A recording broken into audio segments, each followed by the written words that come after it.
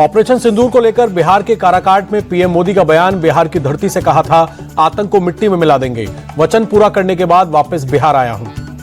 PM Modi बोले बहनों का सिंदूर उजाड़ने वालों के ठिकाने खंडर हुए, पाकिस्तान को एक ही झटके में घुटनों पर ला दिया। सिंदूर की ताकत क्या होती है ये पूरी दुनिया ने देख ली। प्रधानमंत्री ने कहा ऑपरेशन सिंदूर हमारे तरकश का सिर्फ एक तीर, आतंक का फन फिर उठा तो कुचला जाएगा, आतंक के खिलाफ हमारी लड़ाई जारी रहेगी।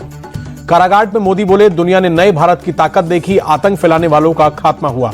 नौसेना के जवानों से मिले रक्षा मंत्री राजनाथ सिंह, गोवा में आईएनएस विक्रांत पर जाकर की मुलाकात, ऑपरेशन सिंदूर की सफलता पर बधाई दी। आईएनएस विक्रांत से पाकिस्तान को रक्षा मंत्री राजनाथ सिंह की चेतावनी, बोले पाक ने इस बार गुस्ताखी की तो ओपनिंग नेवी से होगी, इस बार संभलने का मौका भी नहीं मिलेगा। राजनाथ सिंह बोले आतंक के खिलाफ एक्शन से भारत को कोई नहीं रोक सकता, हम हर तरह का ऑपरेशन चलाने के लिए स्वतंत्र, भारत विरोधी गतिविधियां बंद करे पाकिस्तान। राजनाथ बोले भारत अब सहता नहीं, जवाब देता है, हाफिज सईद और मसूद को पाकिस्तान सौंपे। सीज फायर को लेकर रक्षा मंत्री राजनाथ सिंह बोले हमने अपनी शर्तों पर सीज फायर किया, ऑपरेशन सिंदूर अभी खत्म नहीं, सिर्फ स्थगित हुआ है। पुंछ में पाकिस्तान की गोलाबारी से पीड़ित परिवारों से अमित शाह ने की मुलाकात, गोलाबारी में हुए नुकसान के लिए जानकारी।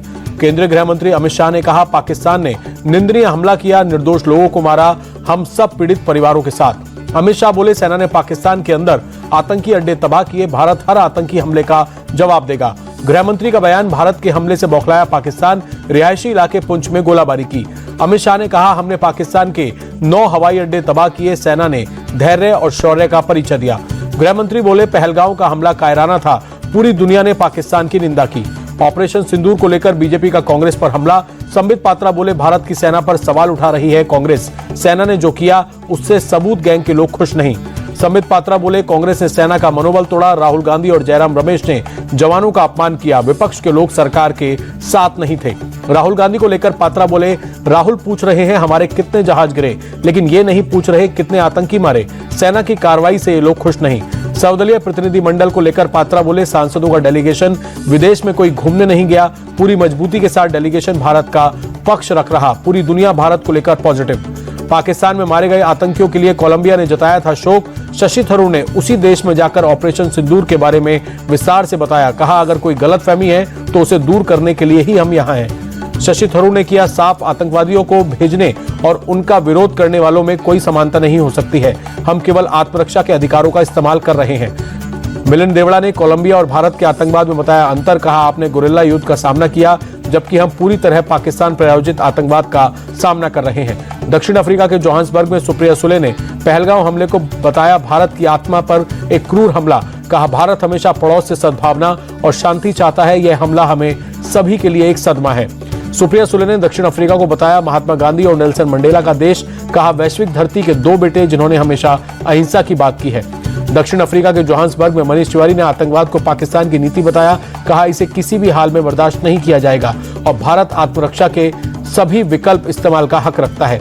जोहान्सबर्ग में अनुराग ठाकुर ने आतंकवाद को विश्व के लिए बताया खतरा, कहा हम सीमा पार आतंकवाद के शिकार हैं, दुनिया के अधिकांश देश हमारे पक्ष में हैं।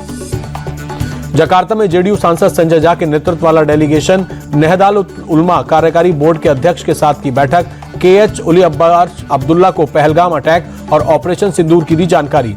सलमान खुर्शीद ने जकार्ता में कश्मीर से अनुच्छेद 370 को हटाए जाने का जिक्र किया, कहा आज कश्मीर में चुनी हुई सरकार है। रियाद में निशिकांत दुबे ने बताया सऊदी अरब ने माना पाकिस्तान आतंकवादी गतिविधि में शामिल है और वह भारत की जीरो टॉलरेंस की नीति में मदद करेगा। जम्मू कश्मीर में टेरर लिंक को लेकर एक्शन में जांच एजेंसियां, श्रीनगर, शोपिया, कुपवाड़ा समेत कई जगहों पर छापेमारी, सीआईके और जम्मू कश्मीर पुलिस की कार्रवाई।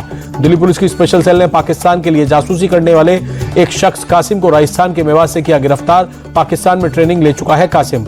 पाकिस्तान के लिए जासूसी के आरोप में गिरफ्तार कासिम ने दिल्ली पुलिस की स्पेशल सेल की पूछताछ में कई बड़े खुलासे हुए। कासिम ने लाहौर के आर्मी कैंप में ली थी ट्रेनिंग।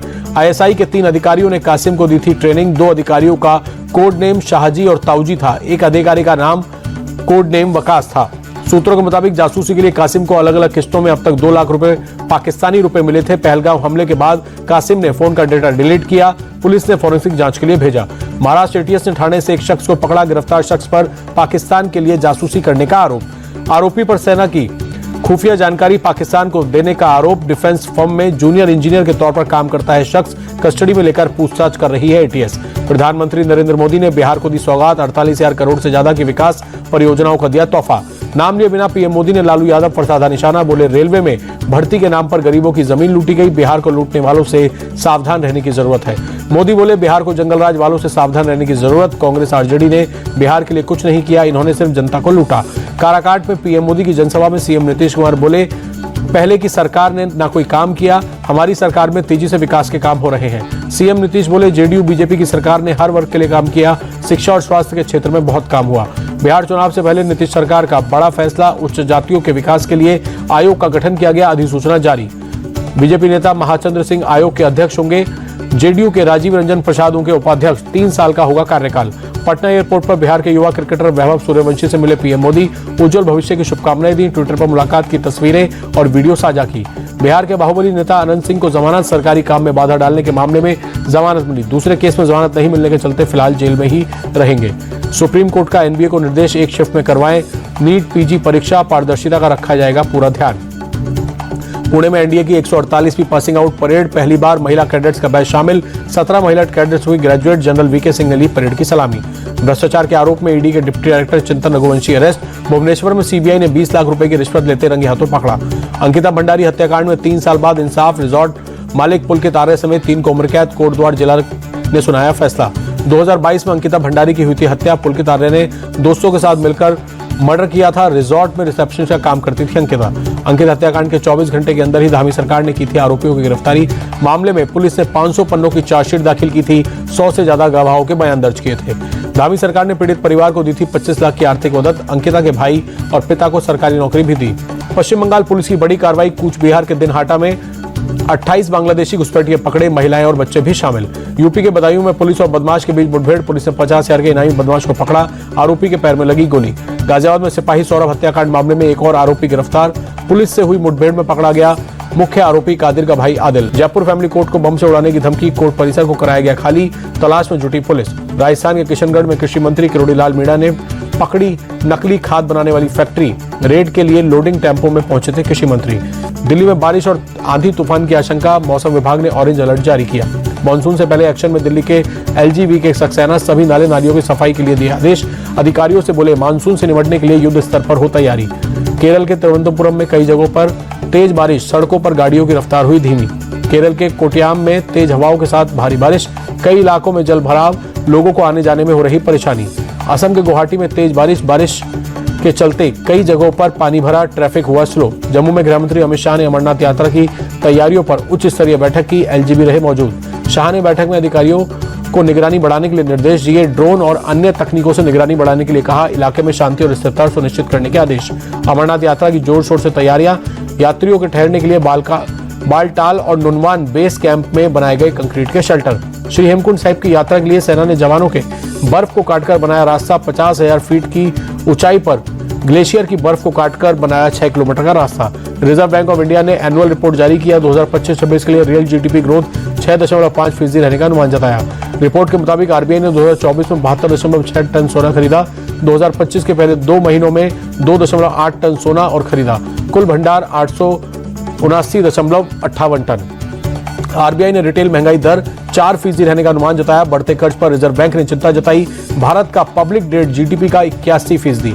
वित्त वर्ष 2024-25 के दौरान देश में डिजिटल लेन देन 35% बढ़ा, पेमेंट्स में यूपीआई का हिस्सा 84%, चलन में 2 लाख करोड़, नकदी भी बढ़ी। आरबीआई की वार्षिक रिपोर्ट में आंकड़े सामने आए। इलेक्ट्रिक 2 व्हीलर मैन्युफैक्चरर ओला ने चौथी तिमाही के नतीजे जारी किए, रेवेन्यू 62% घटा, घाटा दोगुना होकर 870 करोड़ रुपए पर पहुंचा।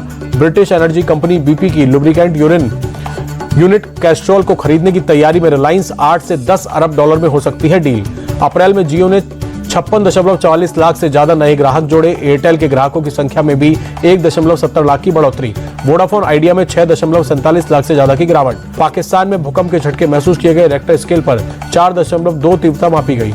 आईपीएल सीजन 18 के फाइनल में पहुंचा बेंगलुरु, आरसीबी ने लो स्कोरिंग मुकाबले में पंजाब किंग्स 8 विकेट से हराकर फाइनल का टिकट कटाया। आरसीबी की टीम 9 साल बाद आईपीएल के फाइनल में पहुंची, चौथी बार आईपीएल के फाइनल में पहुंची बेंगलुरु। 2009, 11, 16 का फाइनल खेल चुकी है आरसीबी। आईपीएल का एलिमिनेटर मैच आज चंडीगढ़ के मुल्लापुर में मुंबई इंडियंस और गुजरात टाइटंस की होगी टक्कर, शाम 7:30 बजे शुरू होगा मुकाबला। एलिमिनेटर की विजेता टीम खेलेगी क्वालीफाइनर, हारने वाली टीम का आईपीएल में थम जाएगा सफर।